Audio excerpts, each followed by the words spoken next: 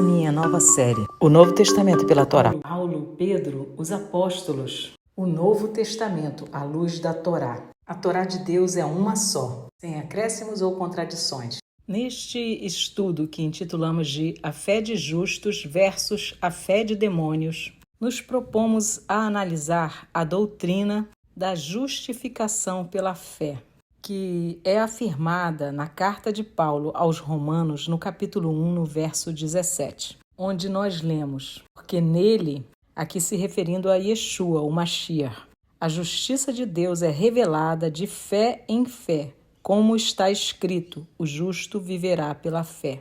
E aqui a referência é Abacuque 2,4. É nesta doutrina que o cristianismo contrapõe a ideia de fé com a ideia de obras para a salvação. Mas antes de adentrar nas nuances que precisamos analisar e dissecar, podemos dizer que neste versículo nós temos estabelecido a fé do justo. O justo viverá pela fé. E neste estudo eu quero contrapor com o texto de Tiago 2,19. Tiago, irmão de Jesus, Yeshua, que de fato era Yaakov. O rei Tiago, King James, ao organizar uma Bíblia com o seu nome, ordenou que Yaakov fosse retirado para a colocação do seu nome ali, James, que em português se tornou Tiago. Desde o verso 17 deste capítulo 2, Yaakov, ou Tiago, vem falando: assim é a fé, se não tiver obras, é morta em si mesmo. Porquanto o homem pode dizer: tu tens a fé e eu tenho as obras, mostra-me a tua fé sem as tuas obras, e eu te mostrarei a minha fé pelas minhas obras. Tu crês que há um só Deus? Aqui, como eles falavam hebraico, há uma alusão clara a Errad, ao Shema, Elohim Errad, o Deus uno, único. Então, no 19, tu crês que há um Deus errado? Fazes bem, os demônios também creem e tremem. Então, ao falar de fé, o irmão de Yeshua cita para nós a fé dos demônios. Nos convida de pronto a fazermos tal distinção. É corrente no mundo ocidental do pensamento greco-romano a ideia de que fé é algo cego. Fé seria uma emoção, um sentimento. E daí também adviria a afirmativa de que religião não se discute, fé não se discute, é politicamente incorreto.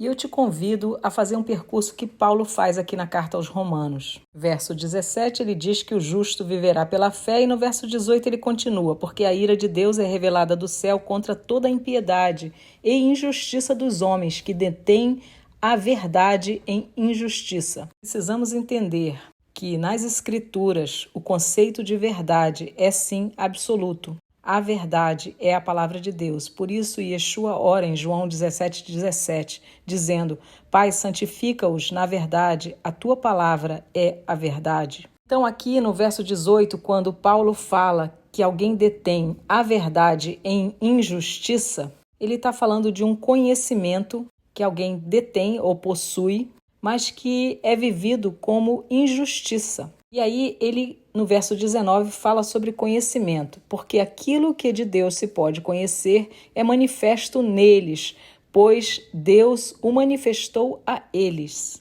20. Porque as coisas invisíveis desde a criação do mundo são claramente vistas, sendo entendidas por meio das coisas que são feitas, criadas, o seu eterno poder e divindade, para que eles fiquem inexcusáveis, porquanto, tendo conhecido a Deus, não o glorificaram como Deus, nem foram agradecidos, mas se tornaram vãos em suas imaginações, e o seu coração insensato se obscureceu.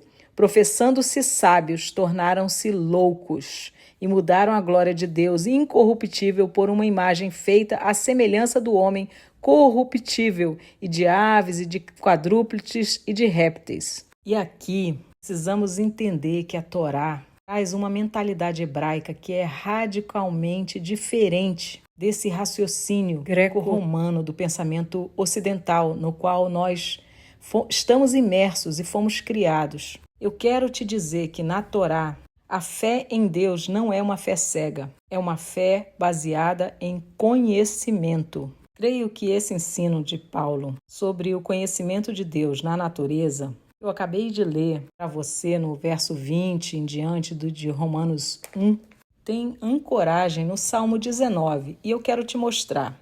O Salmo começa assim: os céus declaram a glória de Deus e o firmamento mostra o trabalho de suas mãos. O dia a dia profere discurso e a noite mostra conhecimento.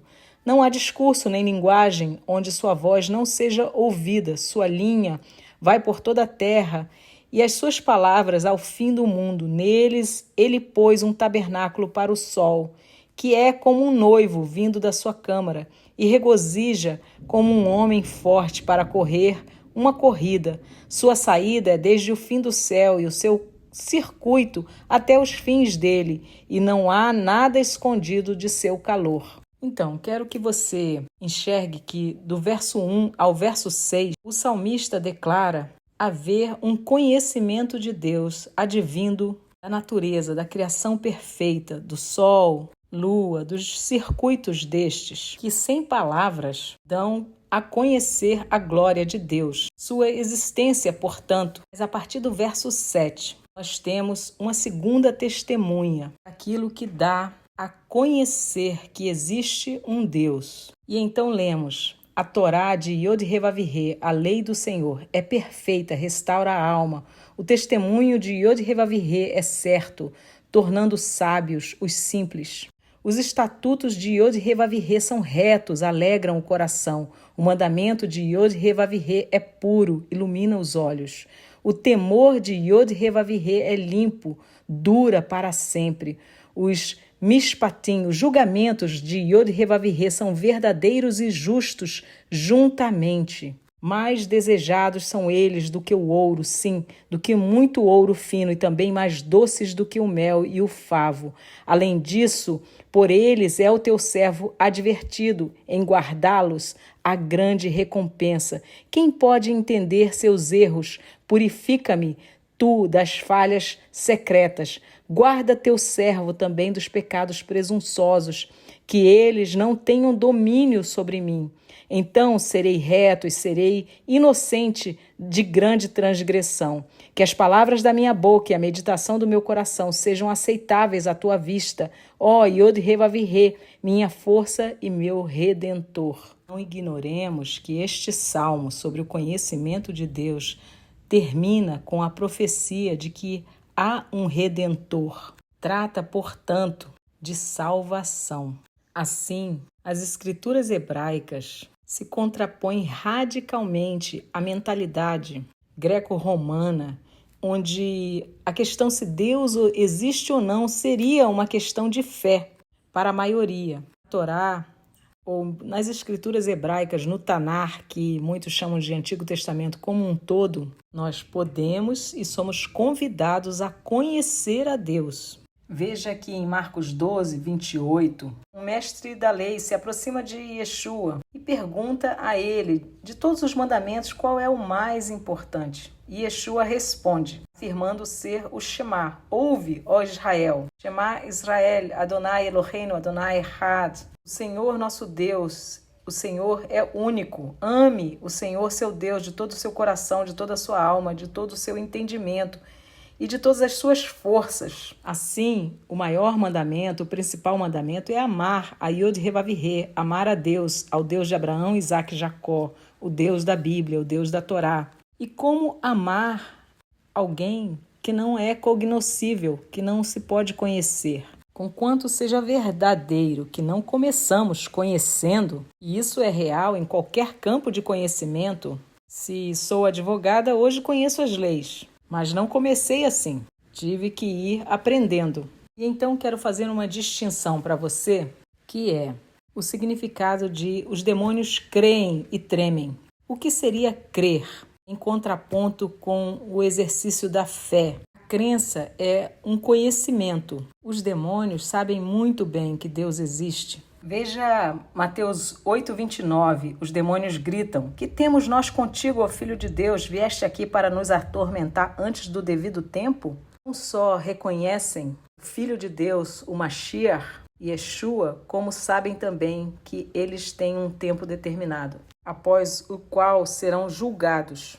Então, a fé de demônios é esse conhecimento, sim, da verdade, que há um Deus, ele tem justos juízos, instruções perfeitas que curam, como está lá no Salmo 19, mas isso é de fato uma mera crença e não verdadeira fé. O conceito de fé em grego é pistis, que é a palavra grega, a Septuaginta, que é a versão do Antigo Testamento, que foi convertida do hebraico para o grego, para a palavra emuná, cuja raiz, amã, significa fiel. E temos a raiz da palavra emuná, que é equivalente a pistis, e significa fidelidade, lealdade, confiança, firmeza. No Salmo 31, 23, nós lemos assim: Amai a Yod-Heh-Vav-Heh, todos vós seus santos, porque Yod-Heh-Vav-Heh preserva o fiel e abundantemente retribui ao orgulhoso.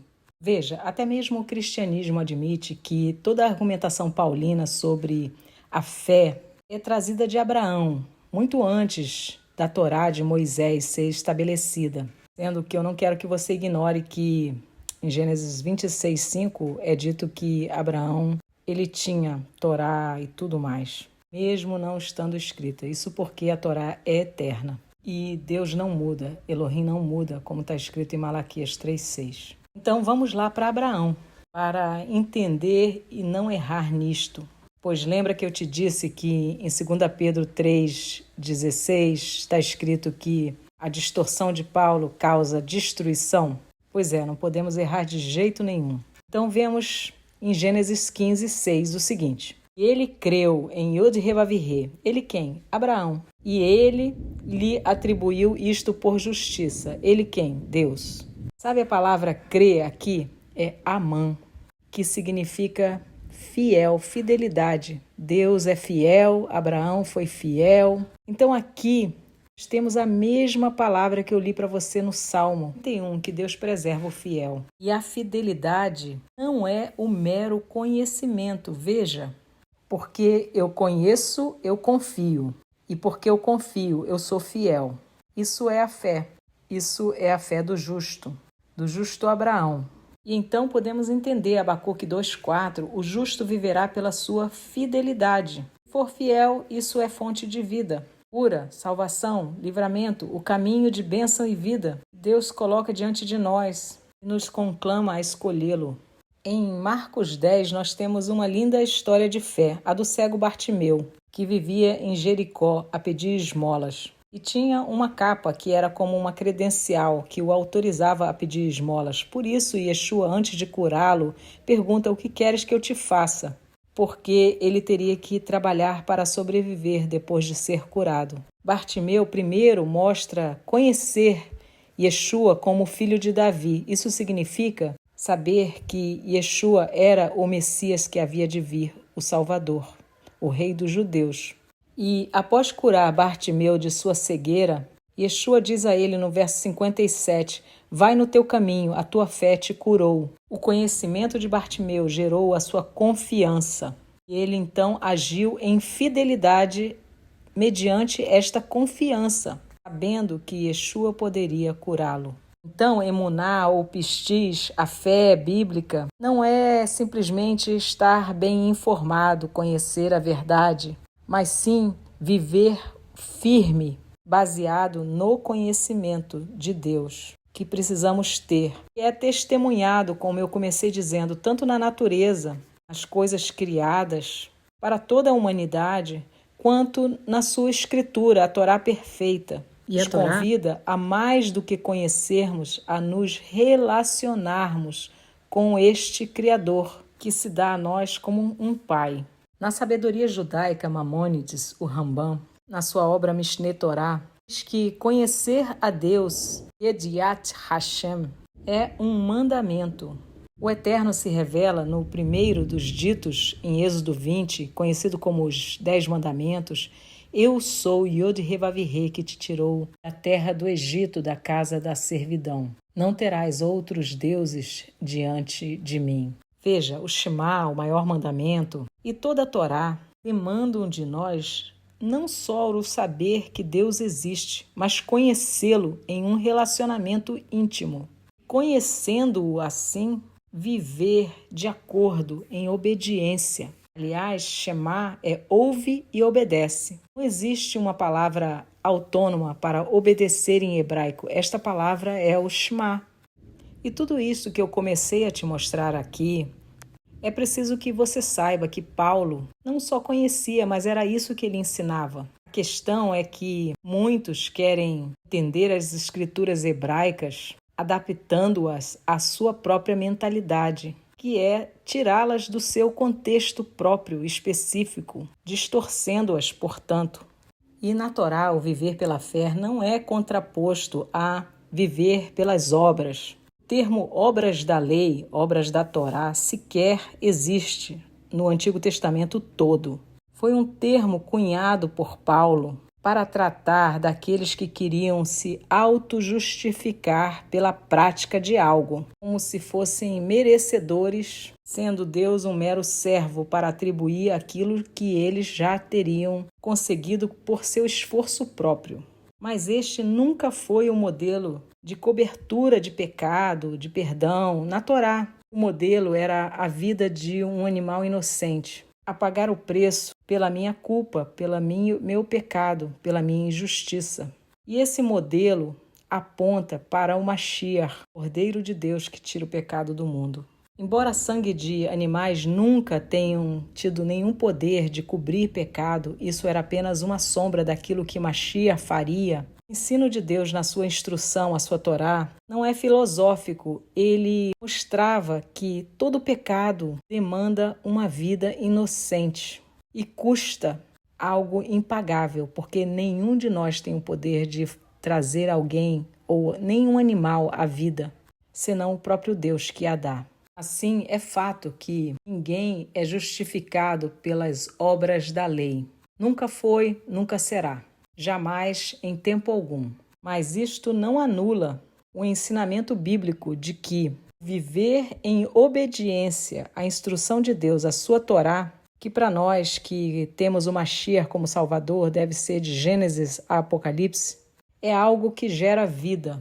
Veja o diálogo de Yeshua em Lucas 10 com o jovem. Ele pergunta: Mestre, o que eu farei para herdar a vida eterna? Isto no verso 25. Na continuação, Yeshua o dirige à Torá. Verso 26. E ele lhe disse: O que está escrito na lei? O que leis? E ele respondendo disse: Amarás o Senhor teu Deus com todo o teu coração e com toda a tua alma e com todas as tuas forças e com toda a tua mente, e o teu próximo como a ti mesmo. Quero que você note que aqui, em resume, os mandamentos em dois principais não é Yeshua para o jovem, mas aquele para este. E então vem Yeshua dizendo no verso 28, e ele disse-lhe: Tu respondestes corretamente, faze isto e viverás. Isso mesmo, obedecer a Torá. Ou você acha que Yeshua estava sendo irônico, sarcástico? Não, não estava. Ele jamais pecou, e o pecado é a transgressão da lei. Veja lá em 1 João 3,4. Yeshua estava fazendo alusão a Levítico 18, verso 5, que diz assim: Portanto, guardareis os meus estatutos e os meus juízos, pois o homem que fizer estas coisas, por elas viverá. Eu sou Yod-Heh-Vav-Heh. O cristianismo luterano, protestante, consolidou ao longo dos anos doutrinas baseadas em uma falsa premissa de que no judaísmo e no Antigo Testamento seria ensinado uma salvação pelas obras, um legalismo, uma autojustificação, quando isto nunca foi verdade.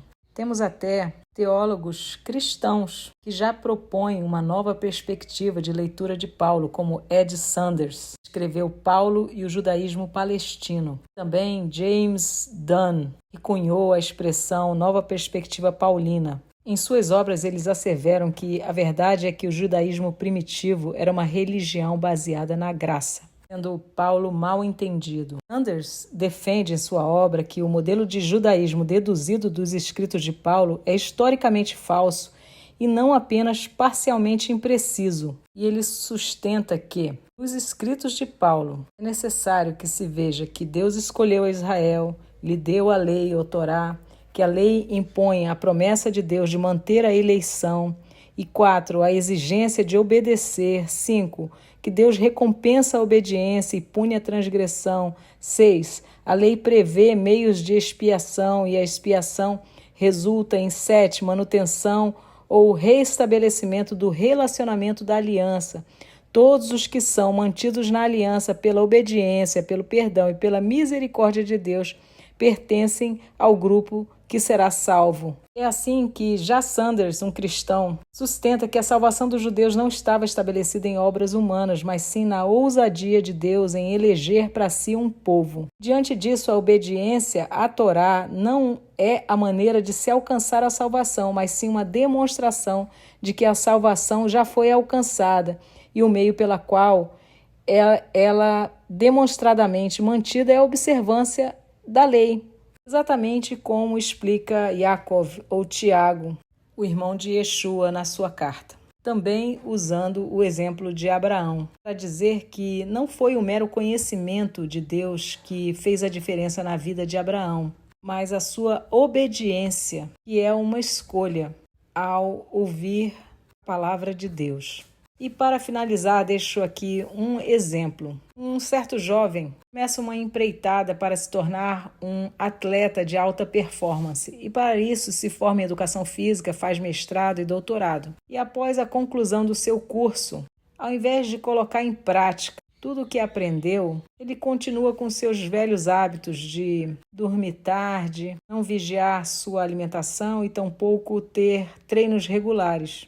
E este seria um exemplo de uma fé de demônio, que na verdade é um conhecimento fático, verdadeiro, não gera uma vida de acordo com esse conhecimento, na busca daquilo que é prometido. Alta performance para o jovem, e que no caso da Torá é vida, agora e no porvir. Shalom.